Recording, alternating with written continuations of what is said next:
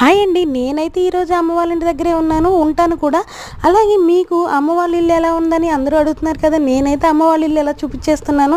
అలాగే చూశారు కదా, అమ్మ వాళ్ళకి ఆవు ఒక దూడ ఉందనమాట. చాలా చాలా బాగుంటాయి. మహాలక్ష్మి అనమాట. మన మాట అయితే వింటుంటాయి. మాటలే రావు కానీ అన్నీ భలే ఉంటుంది. అలాగే అమ్మ వాళ్ళ ఇంటి దగ్గర పూల మొక్కలకు అసలు కొలవే లేదనమాట. అన్ని రకాల పూల మొక్కలు. అదే మనకైతే అంత ఓపిక ఎక్కడ ఉందిలే కానీ. అమ్మ అయితే మార్నింగ్ లేసి ఉప్మా చేస్తుంది. ఏంటమ్మా ఉప్మా చేస్తున్నావు అన్నట్టయితే గోధుమ రవ్వ ఉప్మా ఉంది. సర్లే అని చూసేస్తే తాలింపులో పెసరపప్పు వేసింది. ఏంటమ్మా పెసరపప్పు వేసావు అని అడిగితే చాలా చాలా బాగుంటుందండి. సరేలే అయితే ఎలా ఉంటుంది అనుకుంటే ఆ కరివేపాకు వేసిన తర్వాత ఆ ఫ్లేవర్కి ఉప్మా తినేయాలనిపించేసింది.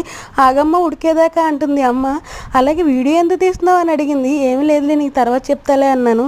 సరేలే నీ ఇష్టం అంది. అలా ఉప్మా చేసేసింది.